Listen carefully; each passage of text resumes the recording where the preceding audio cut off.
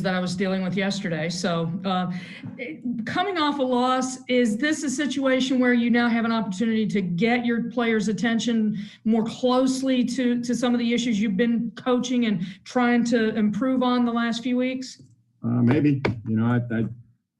We've tried to say all along, you're either going to learn from winning and get better or learn from losing. And we lost yesterday. We didn't do enough in the end and got off to a slow start and spotted them too much. So hopefully we can make some corrections and continue to improve. Jim?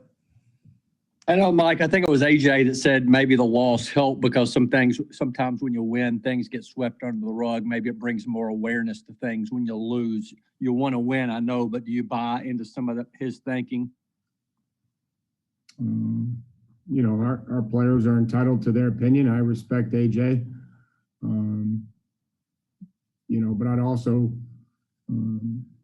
respect the fact that we're trying to point things out. And we try to coach the action and not the result. That's something that I've always believed in, and something that I was taught, that we're trying to coach the actions and not the results of the outcome. Because sometimes, you could still have success or a positive play and maybe not have everybody functioning on the same page. And so that's what we're trying to do. Whether we win or lose, we're going to try to coach. We're coaching constantly at practice and obviously through the games and then after the game and then as we move on to the next week. Teron? Yeah, Coach. After watching yesterday's game, you guys, you allowed them to convert 13 out of 18 third down opportunities, and looking throughout the year, you're at the bottom of the league. What is going wrong there, and what's fresh in your mind after watching that game yesterday? It's all got to be tied together. We got to have 11 guys, executing. We've been through this, before. We've got to coach it, get better, and we've got to execute better. We're going to have to. You've got a couple choices. You're going to play man. You're going to play post safety zone. You're going to play split safety zone and pressure. So, we've got to make sure that we're all on the same page, that we're coaching as well as we can, and that we're executing better. Yeah, I'm glad you mentioned that because that's where I was going to go next as far as the man and blitz, zone and blitz. What's happening there in that, normally the back end helps the front end or vice versa, but it doesn't seem like either one is helping each other. Well, there are times, Teron. There are times where that has happened, just not consistently enough. And then you see the other times yesterday where we do have impactful rushes and guys are into the pocket or guys get their hands up and tip the ball or Jayon's in tight coverage underneath the tight end, and then the quarterback throws it, and then he tips the ball up, and we're close to intercepting another one. So, we're going to have to continue with that, show them the impact that makes, and turning the football over. Thank you. Eric? Hey, Mike. After Adoree practiced all week last week, how close was he to playing yesterday? And, I know it's only Monday, but are you optimistic about his chances about potentially playing this weekend? Yeah, I wouldn't say, too close or too far away, Eric. I think that it just wasn't, it wasn't there. And so, hopefully the extra week will give him an advantage to be able to be with us. We'll see how that goes throughout the week. Is where it looks like when we practice on Wednesday. Buck? Yeah, Mike, when Ben's getting rid of the ball in just a fraction over 2 seconds on average yesterday, what are the things that you guys can coach defensively to try and get quarterbacks to hold on to the ball longer so that you can create those turnover opportunities? Well, there's nothing that we can coach that's going to determine how long he holds the ball. But what we can do is continue to stress, we did. And you saw sometimes yesterday guys getting into the pocket, or getting their hands up. And then when the ball comes out quick, we're going to have to be able to tackle. You're going to have to go, be on them quick and tackle. And so sometimes we did that, and sometimes we didn't. David? Mike, the decision to accept the offensive pass interference penalty, make it 3rd and 12 instead of 4th and 1 there late. How easy or hard a choice was that, and why? I think that it was going to be really close, David. They said it was going to be, I talking to Sean there. He told me it was going to be 4th, and I said it's going to be really short. And he said, yep. And I thought that, just kind of having watched, Pittsburgh and their philosophy, that they probably would have gone for it. And I felt like at that point in time, backing them up would have been the right thing to do. John, go ahead. Did you have any thoughts on it, David? Either way, just out of sheer curiosity. Just out of sheer curiosity, I'm interested in the process you go through there.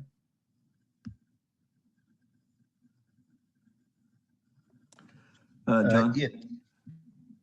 Mike, obviously sack's not easy to come by against Ben, but in general, you look at, guys like Clowney, Beasley, Landry have all been, fairly productive in recent seasons getting sacks, and they've got a total of 1.5 at this point in the season. Surprised at that number, and is there, I guess, is there any common theme among that, or is there a particular reason you can point out or two? No, I think that what I'm focused on is us improving in those areas that we have to improve on, and part of that is the 3rd down and then our ability to affect the quarterback, and with that, hopefully those sack numbers come up, and again, everybody is going to be involved in that. The coverage, how we run games, how we pressure, all those things are going to go into creating some of those sacks and negative yardage plays that that are critical. You're going to have to do those to be defensively where we want to be. Just they stay efficient. It's 3rd and 2. You're going to lose those. But we're going to have to start winning when it's 3rd and 10, and we're going to have to start figuring that stuff out. Paul? Mike, you guys have been really good about saving timeouts in the second half and having them all at the end. Can you talk through what prompted you needing to use the one in the 3rd quarter? There was an injury situation, failure on my part to properly communicate the substitution within the drive. And so, we ran into a substitution issue because of an injury. And, I have to be better. And then we had to use the one down there to stop the clock. Terry? Mike, have you guys blitzed less this year, you think, maybe than the last couple of years? And if so, is that more of a philosophy change or just dictated by the opponents that you're playing? Terry, I'm not sure, where that statistic is. I'm not sure percentage-wise what that would look like. I feel like, we go into the game with a plan, and, we had a couple effective blitzes yesterday, and then, some that, maybe the quarterback, threw the ball and, got it out of his hand. Jared? Yeah, Mike, when you look at the first half on defense and then you watch the tape and you analyze the play calling, what did you think about the play calling in the first half? And what did you think maybe adjustments that Shane and you made going into the second half? I didn't see much of a difference. I think that, to the previous question about the pressure, there's a pressure that we called versus a run that went for 30 yards in the first half. Made an adjustment, talked to the players about what we needed to do differently. and the execution, and then they ran the same exact run against the same exact pressure, and we made a stop for no gain. So, I don't think that there was much difference. There was a lot of the similar calls. Maybe we made some adjustments on the sidelines that we talked through and said, hey, this is what we should be doing now. But as far as an overall, I don't think that changed a whole lot. Do you think the players just got better with execution as the game went on? Maybe they picked up on what Pittsburgh was doing or something? I mean, I think we played a little better. Like I said, we got some turnovers. We got our hands up. We tipped some passes. Jaon's coverage, was good on the 1 3rd down. I think it's always going to be that way. It's always going to be when we play well, it'll be the players that determine the outcome. And they did, they disrupted the football. They tipped some passes, and, we caused a fumble early on. They played on some short fields, got some red zone stops. Chris Harris. Gostkowski's been so good at certain times this year, but then other times inconsistency has crept in. I'm just wondering how much rope you give him with his inconsistency, especially given kind of what happened last year with all the different situations you guys worked through. I'm sure you're asking about the kicker and his consistency. I thought he struck it well and, hammered the 51-yarder and, came back, and unfortunately that one at the end there kind of leaked out of there. But, I think got a lot of confidence in Steve, and, he'd been hitting the ball well. Just unfortunately, didn't make it. Steve Lehman. Hey, Mike, I hope you can maybe take us through the final drive and just, were you guys, given the time, given timeouts, all that situation, were you expecting a touchdown in that situation? Were you playing, I guess, maybe a little bit more conservatively, thinking 3, go to overtime, we're playing well? What was the philosophy there? And at all, did you get maybe a little conservative with some of the play calls on that possession? Well, why don't you take me through the ones that you thought were conservative, and then I'll try to explain them to you. We threw the ball in the end zone. We had intentional grounding. We tried to throw a screen. We just didn't get it. We got the call that we wanted. They were in man coverage, and we didn't get the guy blocked. So, that was what our philosophy was. And no, we're never just saying, hey, get to the 30-yard line and kick a field goal. We felt good about going down there, and I think everybody did, but didn't happen that way. I think when you get into a position where you have to get some yards to get into field goal range, to ensure that you're there. After the grounding and the loss of down, 10-second runoff, wanted to keep the time out, so. We took a shot to the end zone and then tried to kick the field goal. And I guess specifically, since you brought it up of the plays, the 2 that maybe most stick out were in a span of 3 plays, you threw 2, I guess, screen passes or flat passes to Derrick behind the line for losses on the drive. And it seems like that particular play throughout the course of the season has not been overly effective, or maybe as effective as last year. Do you see that in what you've done? I think the screen, so the one wasn't a screen. One was, the other one was a quick game, trying to get the ball, try to get a catch and run, and didn't certainly work that way. The quarterback has a decision to go where he wants with the ball based on the read, and but the screen is something that we feel like can be good for us and has been good for us. And again, it just wasn't. We didn't hit that one on Sunday. We didn't hit the one in the 2-minute drive. Terry. Mike, can you talk just a little bit about the explosiveness that AJ seems to have in terms of his ability to run after the catch? He seems to be able to give you guys lots of big plays at crucial times with his ability to run after catch. Yeah, mean, he's got really good play strength. He's got, he's got really good play speed, out on the field and pads, equipment, with the ball in his hand.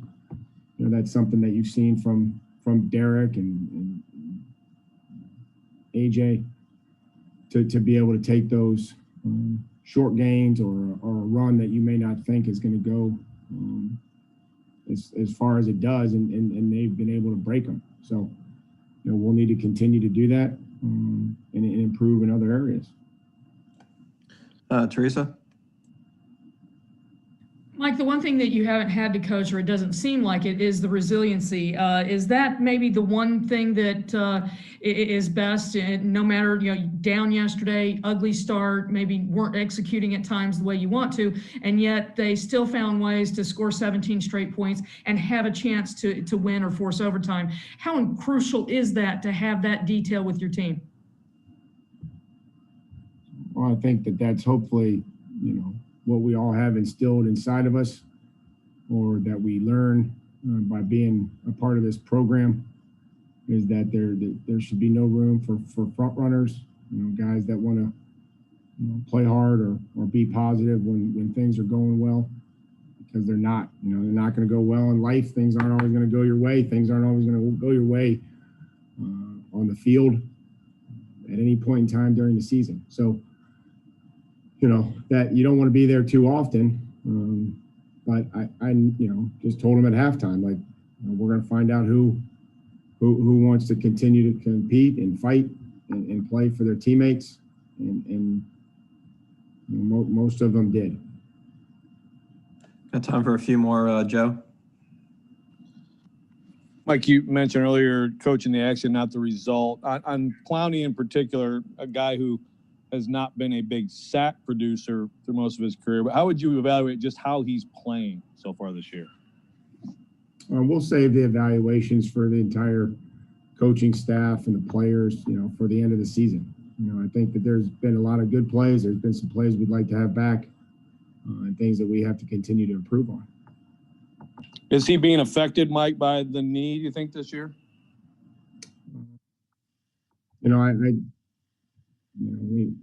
We're trying to get everybody as healthy as we can. At the end of the week, some guys probably feel better than others at this point in time, but I think we all realize that nobody's going to be 100%. Paul? At least five, at least 5 plays by special teams, Mike, that really knocked you back. You feel like you're moving the wrong direction on special teams, and what's going on there?